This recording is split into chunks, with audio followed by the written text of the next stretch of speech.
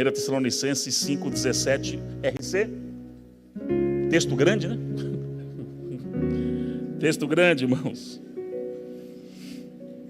Orai sem cessar.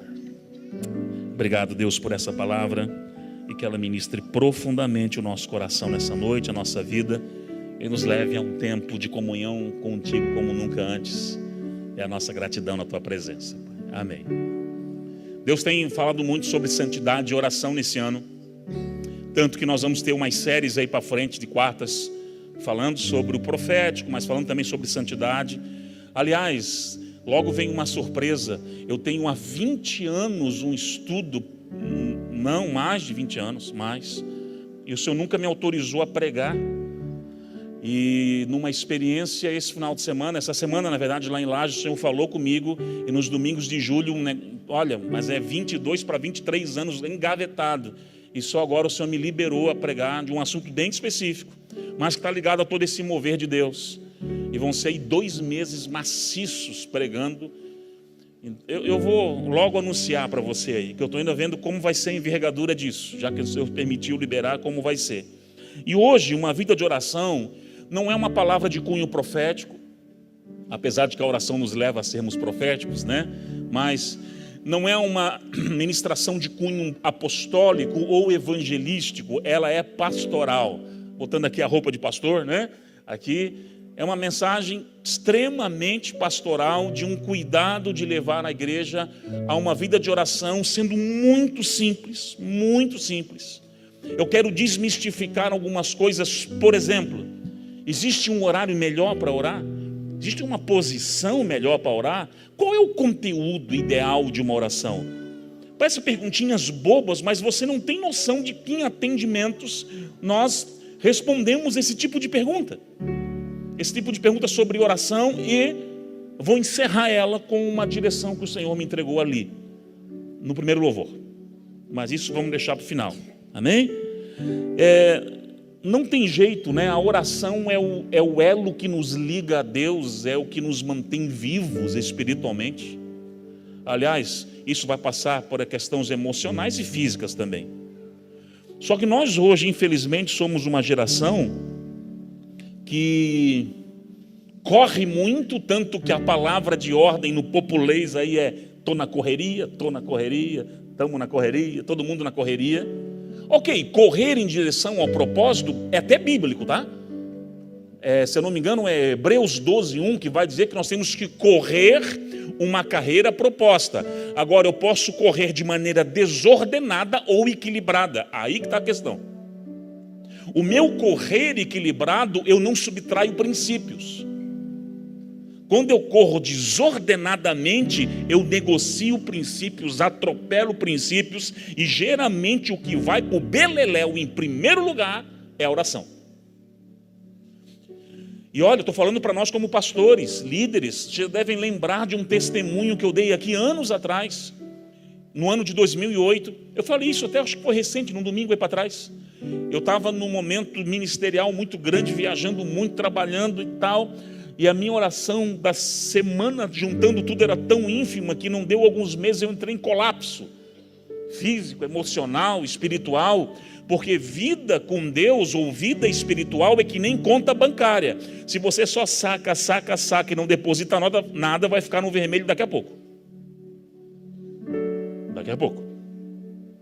E dentro de uma experiência pastoral, e eu quero ser breve aqui, e bem objetivo, dentro de, assim, experiência pastoral. Como assim, pastor? Experiência de gabinete, de andar com gente. Por isso que eu falei que é uma palavra pastoral, porque palavras pastorais geralmente são fruto de gabinete pastoral. São fruto de momentos ali, de sentar, conversar com pessoas, e aí atender. E hoje, quem faz muito mais isso são os pastores integrados da igreja, porque o meu ofício é apostólico. E eles que estão mais atendendo no dia a dia, e eu fora, quebrando parede, dando rojão, granada, tiro para cima, para baixo, abrindo frente para os filhos depois entrar e tomar posse também. Tem que ser assim, cada um no seu encargo, não é verdade? Então eles muito mais do que eu, principalmente, não só os pastores integrados, todos aqui atendem muito, até os que têm a sua o seu trabalho secular, eu recortei aqui nessa noite pelo menos 5 pontos que são cruciais sobre oração. Cruciais. É tão simples, mas ao mesmo tempo tão profundo. Então vamos lá. Eu quero dar algumas dicas de oração para você. Dicas mesmo. Dicas importantes para você sair daqui realmente turbinando o seu momento com Deus e a sua vida de oração. Amém? A primeira delas. Orar não é fácil. Claro que não. É mais fácil ficar 3 horas com o controle na mão no Netflix, vendo 3, 4 capítulos da tua série favorita, do que orar 10 minutos. Você fica lá, pipoca, Netflix, aleluia, filme, nada contra. Na nossa folga a gente tem o nosso momento de ver filme com as meninas, e nada contra. Mas parece que quando você vai orar, dói as costas, dói o joelho, dói o cérebro, dói a orelha, dá 3 tipos de ruim, dá tudo bate naquele momento. É desesperador, por quê? Porque a carne milita contra o espírito e o espírito milita contra a carne. E é óbvio que o diabo não quer ver você crescendo em oração, porque um homem e uma mulher que cresce em oração, cresce em tudo. Tudo a partir dali. A sua vida será construída no secreto. E justamente por muitas pessoas chegarem em gabinete e falar assim: pastor, eu não consigo orar, cara. Não dá. A minha cabeça vai lá na moda da bezerra, eu saio, eu levanto, não dá, eu não consigo. E foi quando eu desenvolvi, alguns anos atrás, aquilo que eu chamo tecnicamente de escala gradual da oração. Eu falei: tá bom, você não consegue orar? Então vamos trabalhar essa disciplina espiritual que é importante com a escala gradual da oração. E o que é essa escala? Eu falei assim: olha, você que não tem o hábito de orar, eu vou começar amanhã, segunda-feira, vou orar 3 horas. Você não vai. Aliás, você vai 2 dias só no máximo. Vai morrer daqui a pouco no terceiro. Não vai chegar no final da semana. Porque é difícil você vencer e estabelecer uma prática que você não está acostumado, não há vivência nela. Então tem que ser gradativo. E eu me lembro que eu falei assim: olha, querido, a vida de oração começa com disciplina. Ponto. Primeira fase da oração é disciplina. Eu me lembro que eu falo assim: vou orar 10 minutos. Eu botava um relógio cuco grande lá, 10 minutos, eu ia orar. Eu fazia assim. Dava 2 horas, mas não dava aqueles 10 minutos. Dava raiva. Até eu pensei: não, essa oração está passando do teto, está terrível. Mas eu comecei com disciplina. Tudo na vida se começa com disciplina. Porque, vamos lá, só entre nós, se você esperar ter vontade para orar, sabe quando você vai orar? Eu falo a verdade aí, nunca.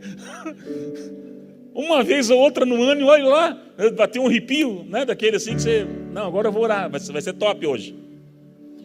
Porque na maior parte do tempo é uma disciplina imposta, uma disciplina estabelecida. Aí nós começamos a orar. Você está na primeira fase da oração, até que você adentra na segunda. Tem algum que serviu? O Ivan está aqui? Que é ali, subtenente ali do tiro de guerra, ali, o responsável? Não, o Ivan não está hoje.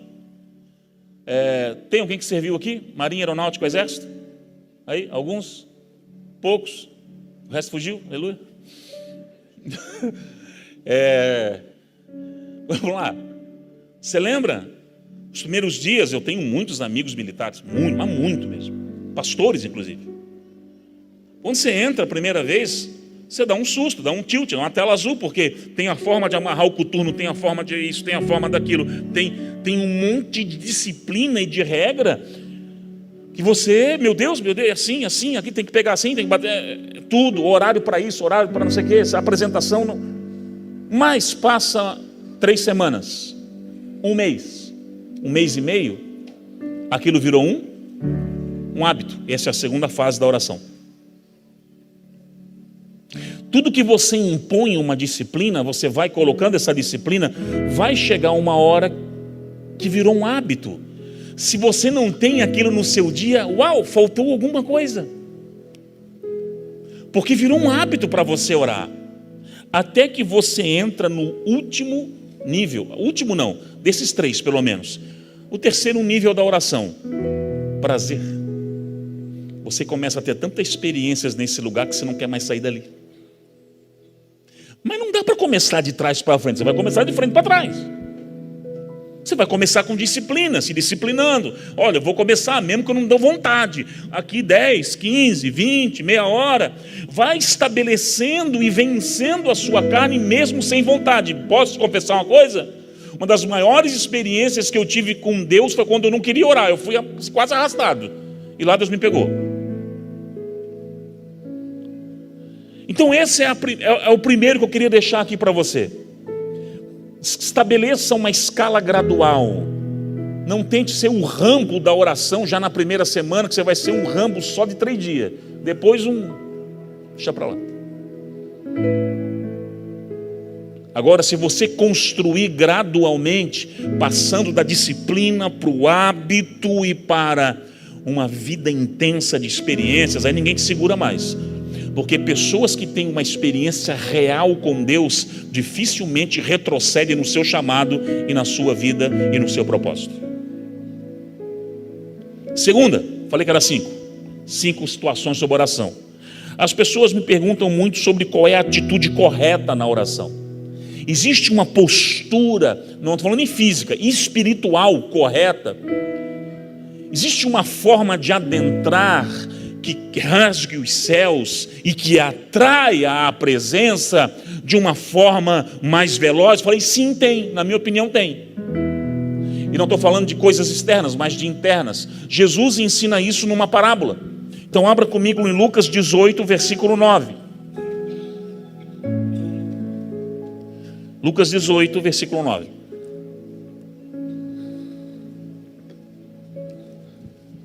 Ele também disse uma parábola a alguns que confiavam em si mesmos. Olha para quem que era a parábola, crendo que eram mais justos, superiores ou melhores do que os outros. E ele usa uma parábola para denunciar isso com oração. Talvez, se você já leu essa parábola ou não, ou esqueceu dela, vamos reler ela juntos essa noite. Versículo 10. 2 homens foram no templo a orar. E é interessante que ele declara, Jesus na parábola, quem eram os 2 homens. Um fariseu, ou seja, doutor da lei, perito na Torá, cara que conhece muito, e outro publicano, considerado uma classe, já falei isso aqui várias vezes, um pecador, um cobrador de impostos, ladrão, e etc. e tal. Os 2 foram orar juntos no templo. 11. O fariseu de pé, aliás, não quer dizer que de pé é errado, nós vamos falar isso, mas ele orava consigo dessa maneira: Deus, eu te dou graças, porque eu não sou como os demais homens, roubadores, injustos, adúlteros, e também não sou como esse outro que está orando aqui. O cara a oração do cara aqui ele não era fraco não, irmão. Se achando a última Coca-Cola do deserto. Obrigado que eu não sou roubador, obrigado que eu não sou injusto, não sou que nem esse miserável que está do meu lado. Sabão, glória a Deus. É assim que ele orava. O outro, versículo 12, ele ainda continua: eu jejuo 2 vezes na semana. O cara é o Rambo das disciplinas espirituais.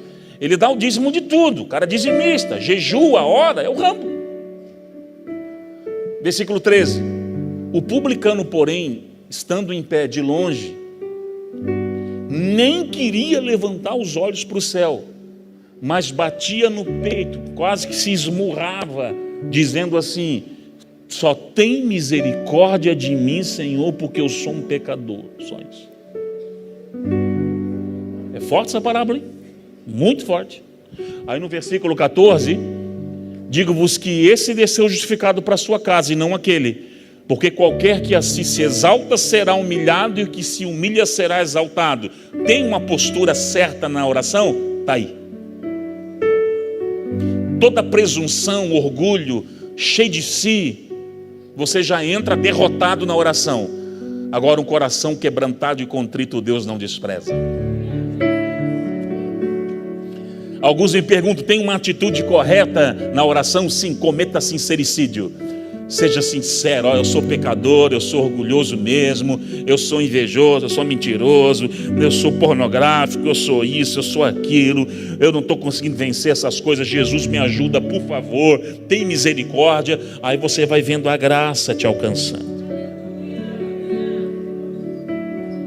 O próprio rei Davi, que pisou na bola e pisou feio, você sabe. Quando ele escreve o Salmo 51, um salmo de rendição, de quebrantamento, de arrependimento, ele mesmo declara, de um coração, Salmo 51, versículos ali, 16, 17, um coração quebrantado e contrito, Deus não despreza, jamais. Há uma atitude correta na oração, sim, é sinceridade. Quantas vezes eu já quis dobrar os meus joelhos e dizer, Alfa, Ômega, início, fim. O Senhor falou, baixa a bola, criatura. Por que você não fala o que você está sentindo de uma vez aí, que você fica disfarçando aí? Então a gente faz uma impostação de voz, uma oratória na oração. Não dá. Não dá. A oração é um lugar para você se desnudar o seu coração e ser vulnerável. Cometa essa, aleluia, é para você orar quando baixa a luzinha assim, entendeu? Foi combinado lá atrás, não sei nem o que aconteceu, já acabou a luz, mas estamos indo aqui. Então vamos lá, vai no escurinho mesmo, aleluia, vai gerando aquela intimidade. Amém? Viu como é profética a coisa aqui? Aleluia, coisa boa. Tirando essa segunda parte, que é justamente esse momento de atitude, são coisas que eu diretamente em gabinete pastoral a gente atende. Fala sobre como começar a orar. Eu ensino geralmente em todo o gabinete, quando o assunto é oração, a escala gradual da oração. Eu falo sobre a atitude correta, cara, seja vulnerável, ore de coração aberto, etc e tal. E a terceira que me perguntam muito, eu falei de uma condição interna, mas muitos me perguntam da condição externa da oração. Pode parecer uma brincadeira para você, você não tem noção, porque muitos vêm de uma esfera religiosa, ou de uma esfera de outras religiões, enfim, onde os dogmas são muito grandes, pessoas que oravam em genuflexório. Eu cheguei a orar no genuflexório. Você não sabe nem o que é isso, provavelmente. Quem sabe o que é um genuflexório aqui? Eu estou velho mesmo, pelo amor de Deus. Só eu que orava nisso? Aquele negócio de madeira que você botava o joelhinho assim e orava. Agora você sabe o que é, né?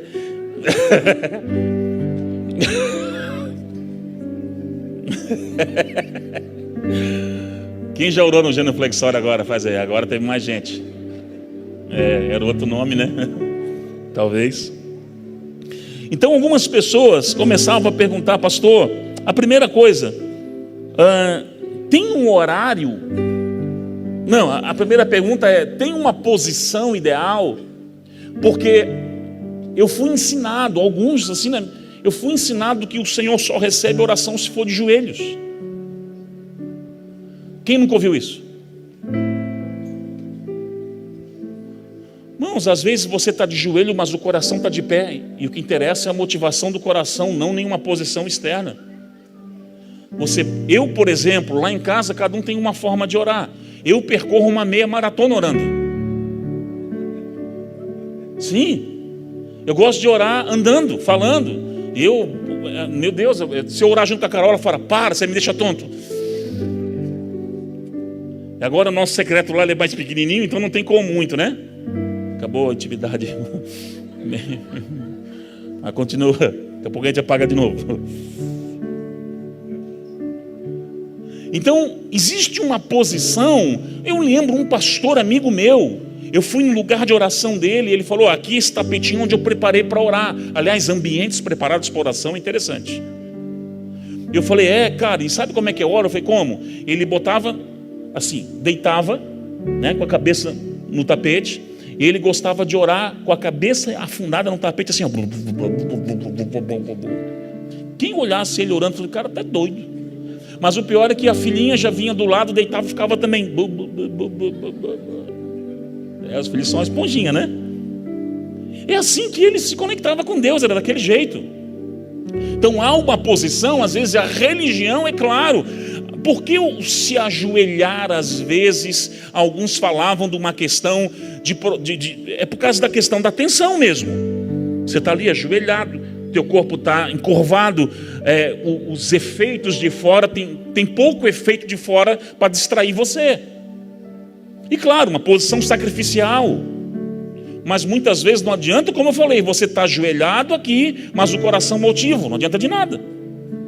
E o horário para orar? Tem um horário melhor? Aí alguns falam, pastor, de madrugada a fila é menor. Que daí tem menos gente orando e ó, a resposta vem que é uma benção. Eu falei, sai fora, rapaz. Se todas as pessoas do mundo quisessem começar a orar agora de madrugada, Deus ia atender todas. Ele é onisciente. Então não tem essa coisa de fila menor. É claro que há um sacrifício. Há horários específicos que são sacrificiais. E todo sacrifício eu sei que é um aroma agradável ao Senhor. Mas dizer que é um horário que a fila é menor, como eu já ouvi várias vezes, eu falei, cara, você tem que orar, meu amigo. E Deus ouve. Aqui, ó, pum, online. Ele vai estar ouvindo você, não tem jeito.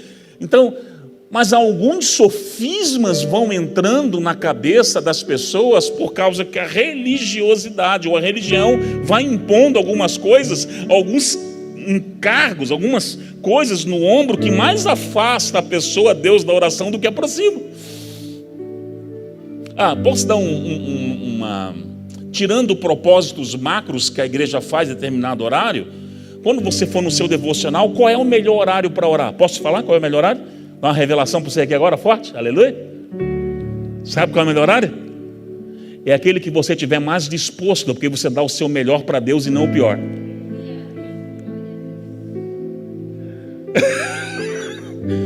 Porque às vezes o cara vai orar 11h30 da noite, meia-noite e pouco, já com a cabeça no travesseiro dizendo, Deus, foi, acabou, ali, foi melhor que ele deu. Lembra aquela historinha que eu falei com a Carol, né? Não, eu vou falar aqui, eu tenho muita gente nova. Fui orar uma vez do lado dela, o Luiz Baixo estava lendo, eu acho, né? Eu assim, vou orar, mas pensa o cara arrebentado. Mas era com o olho só aberto já, né? Orando ali. E ela chegou que uma hora estava falando assim, Jesus, eu te abençoo. Jesus, eu libero sobre ti. Daí ela falou assim, vai dormir, querido, vai. É melhor para você dormir do que ficar nesse mico grande que você está fazendo aí.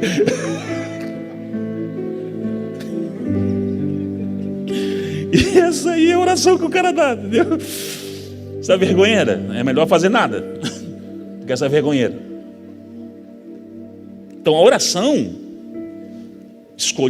eu tinha um pastor que ele gostava, André, vamos orar, era 4h30, 5h da manhã, pastor Almir, lá de Joinville. E eu ajudei ele um tempo lá, e ele queria, todo o propósito da igreja é esse horário, então ele orava 70 dias nesse horário. Eu falei, cara, eu não aguento, porque eu ia dormir 2, 3. Chegou uma hora que eu falei assim, pastor, não dá. E ele chegava na igreja 4h30 da manhã, estava pulando num pé só, saltava carambota, dava um Hadouken, ia lá para volta. E eu já estava assim, no lado da escada, assim, porque para ele o melhor horário, claro, dormia 7h30, 8h da noite. O melhor horário para orar era aquele. Então ele estava dando o seu melhor para Deus. Eu, meia fase, totalmente 12 volts ali, nem ligava a turbina direito. Então o horário, concentre-se naquilo que vai ser o teu melhor. Se é de manhã, o primeiro respirar, faça isso. Acorde um pouquinho mais cedo. Amém?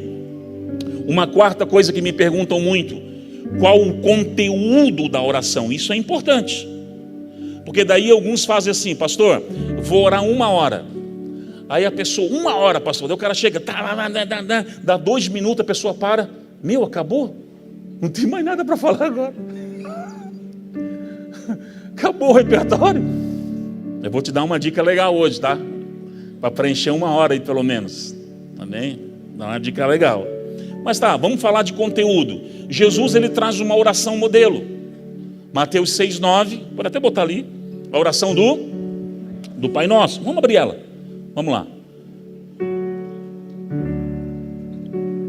que não é para uma reza em si. Qual a diferença de rezar e orar? Rezar são repetições dogmáticas de uma oração pré-estabelecida anteriormente. Então eu faço uma reza, eu repito orações. Oração é diálogo aberto e franco com Deus. Entenderam? Essa diferença de reza para oração. Então, alguns vão rezar o Pai Nosso. Não, você pode orar o Pai Nosso, não tem problema nenhum.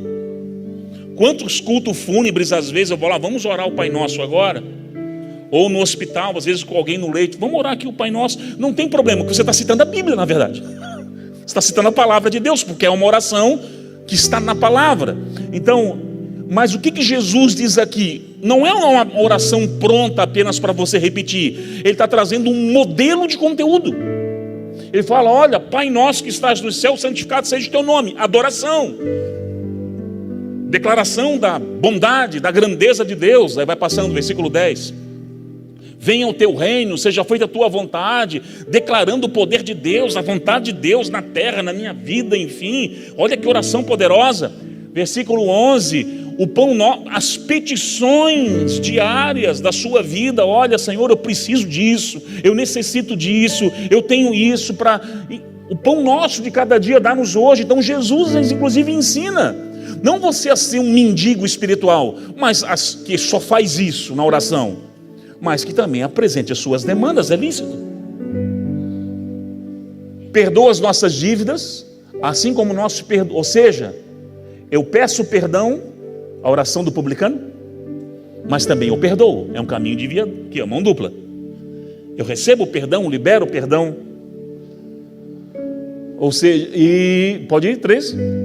E não nos induzas ou livres da tentação, mas livra-nos do mal, porque teu é o reino, o poder, agora para sempre, amém. Então olha que oração linda, poderosa, como um modelo a ser inspirado de adoração, de reino, de pedir as necessidades do dia, de inserir na tua oração também a questão do perdão, de pedir perdão e liberar perdão para aqueles que te ofenderam, te magoaram, etc. e tal, e também para que o Senhor te livre todo o laço do diabo, enfim, do laço do passarinheiro e por aí vai. Olha que modelo lindo. Mas eu quero dar aqui para você a dinâmica dos dedos da mão. Já ouviu falar nela? Cada dedo da mão simboliza uma área que você vai orar. Então, para preencher a sua hora, porque alguns já falaram que oraram 2 minutos, acabou o repertório, vou dar um repertório maior para você agora, e com isso aqui você vai longe. Em nome de Jesus. Polegar. Então guarde isso. Com os 5 dedos na mão há uma trilha para você orar. O polegar representa quem? O polegar, com a mão aqui nessa posição, é o dedo mais próximo do coração ou do corpo. Então é quando o polegar simboliza a oração pela sua família, a família mais próxima. É quando você começa a orar pelo esposo, pela esposa, pelos filhos. E você começa aqui no polegar, orando então. Eu estou falando quando você entrar no viés da intercessão, polegar, ok? Sua família, os que estão mais próximos de você. Indicador, são aqueles que te ensinam o caminho, teus professores, tutores, mentores, ensinadores, desde um professor de teologia, alguém que de alguma forma, corporativamente ou ministerialmente te ensina, te instrui.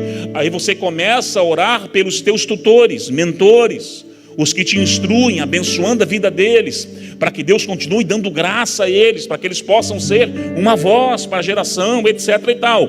Indicador. O dedo médio, o dedo, esse aqui, é o que está acima de todos. Nos 5 ministérios é o evangelista, né, que vai mais longe. Mas aqui o que é?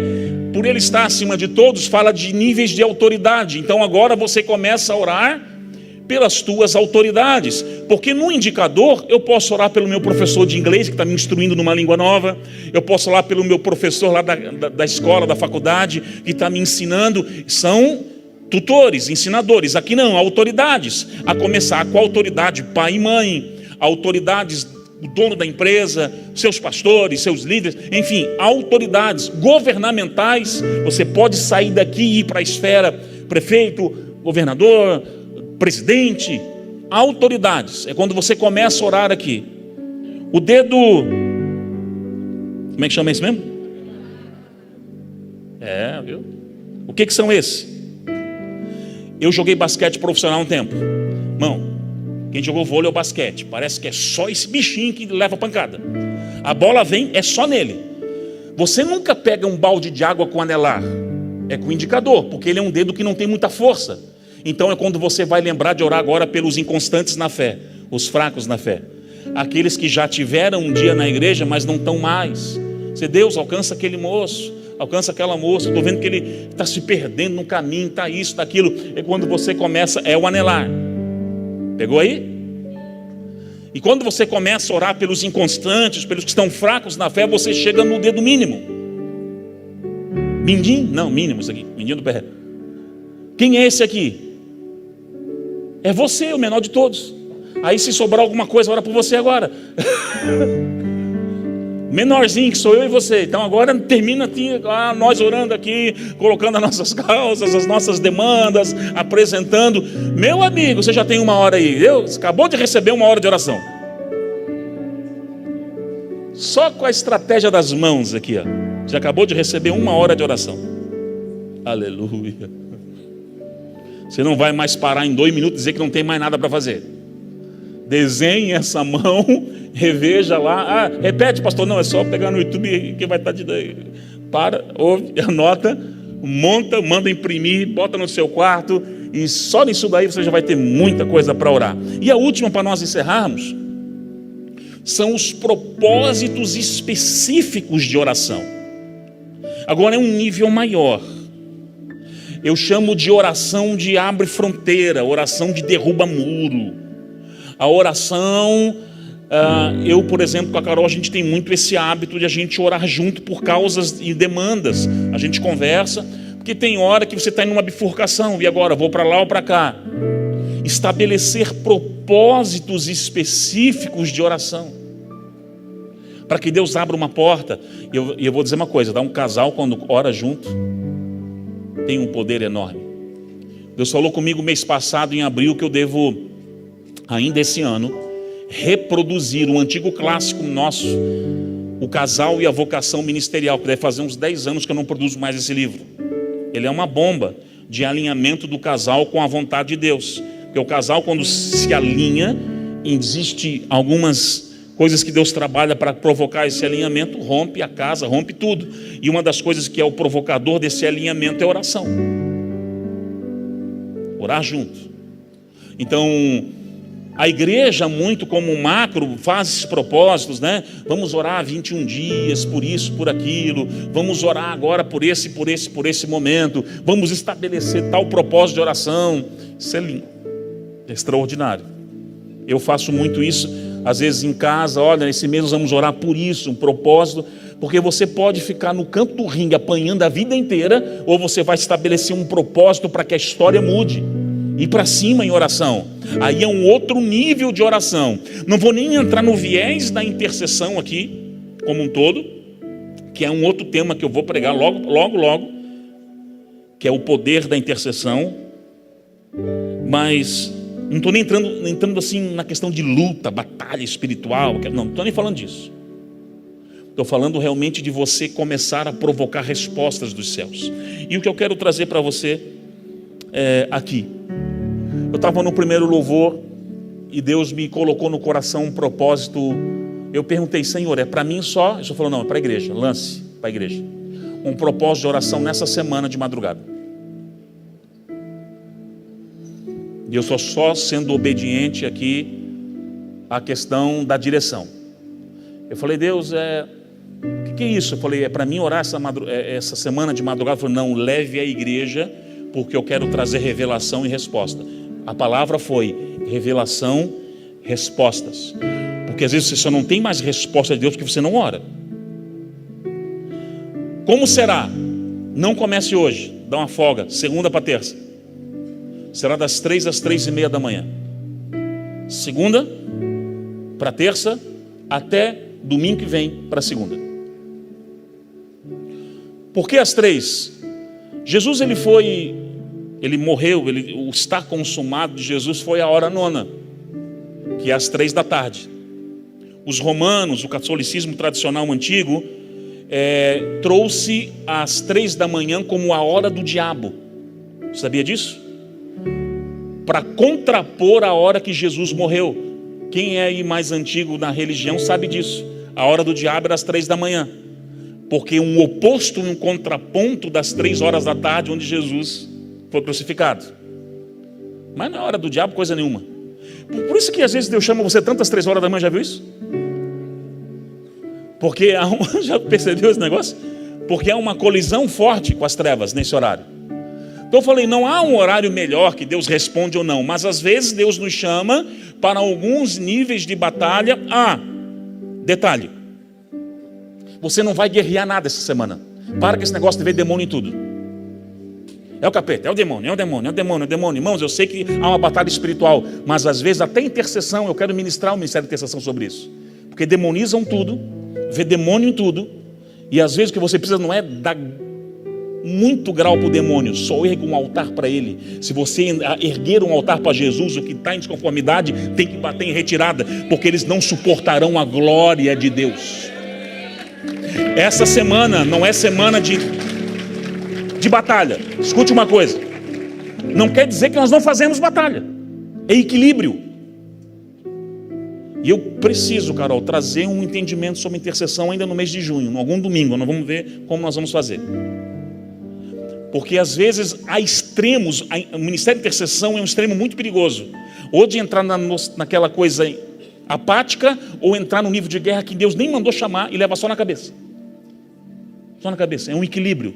Eu só entro em guerras que Deus me autoriza. E nós viemos lá no passado numa esfera. Olha o demônio na luz, olha o demônio na coisa, olha o demônio no violão, olha o demônio no violão, demônio no microfone, demônio no Juninho, não, Juninho não, uma coisa aqui, na caixa. Juninho não. E não fala nem um milímetro de Jesus, do reino, da presença. Eu vou encerrar com um testemunho. Eu já vou dizer aqui os parâmetros finais. Nós vamos orar por isso. Eu fui pregar em Taubaté, São Paulo. Acho que foi Taubaté. E eu estava lá e tinha um apóstolo lá da igreja que me chamou para a reunião dele fechada. Eu falei, mas eu nem faço parte do governo. Entra aí. Eu falei, tá bom, entra aí. Fiquei lá. E aquilo que ele compartilhou lá foi muito legal. Eu notei muita coisa do que aquele apóstolo compartilhou com seus pastores. Tipo nossos cafés de terça-tarde. Eu entrei num daquela assim, entrando, sabe? E foi interessante porque ele deu um exemplo de que no centro de Taubaté teve um tempo atrás que construíram uma torre, e ele é engenheiro. E essa torre, ele olhou, passava na frente e falou assim, ela está torta. E os caras falavam assim, não está, pastor, está torta. Ela tem uma pequena envergadura, ela não está reta. Eu falei, pastor, não dá para ver, pastor, está torta. O olhar clínico dele como engenheiro, está torto. Passou-se alguns anos, do lado construíram uma torre exatamente no padrão e alinhada. A que estava do lado ficou evidenciado a leve envergadura que ela tinha. Por quê? Deus está nos levando nesses dias a erguer um altar de verdade. Aquilo que está torto por si só será denunciado. Só erga um altar para Ele e eles vão ter que bater em retirada. Eu não perco tempo dando na cabeça de demônio que sai, em nome de Jesus. Deixa eu trabalhar e buscar o meu rei. E aquela glória começa a inundar o quarto e os demônios têm que sair batendo, correndo, que nem uns loucos, porque não suportarão a glória que está nele. Esse é o maior erro da intercessão no Brasil hoje. Lutam, tudo morto,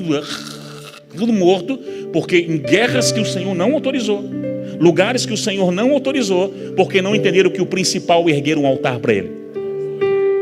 Um altar para Ele. Quando nós erguemos um altar, pensa, uma igreja rendida, buscando ao Senhor.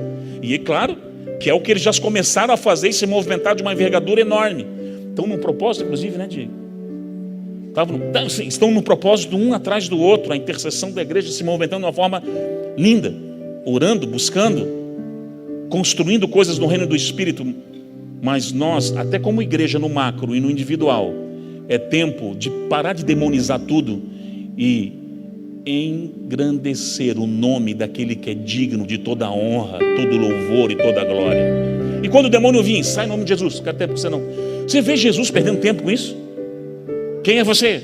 Qual o seu nome? Por onde anda? A não ser que havia um propósito como em Gadara, para denunciar um nível de legião, ponto, só para isso.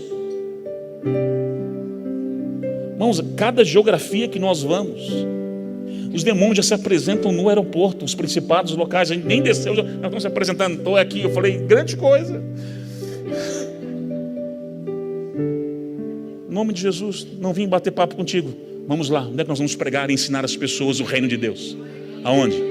Não. Aí eu chego numa cidade, pastor, eu não junto 7 homens para ir lá, a não ser que Deus mande. Eu já fiz muitos atos proféticos em nações e cidades, tem que Ele mande. Mas eu não vou gastar tempo 7 dias batendo lá no porto. Não, eu vou 7 dias reunir pessoas, ensinar o reino. Porque se Jesus for entronizado no coração dessas pessoas, elas vão incendiar aquela cidade, vão anunciar o reino de Deus naqueles ambientes. Então essa madrugada, esquece guerra. É tempo de você desenvolver a presença. Nós estamos batendo nessa tecla nesses dias de você começar a construir esse altar para Ele. É tempo de rendição, é tempo de busca. Então nós vamos começar na segunda-feira, amanhã à noite, de segunda para terça, das 3 às 3:30 da manhã. E eu vou disparar uma mensagem, eu ou a Carol, um de nós vai disparar ali uma mensagem no grupo: acordem.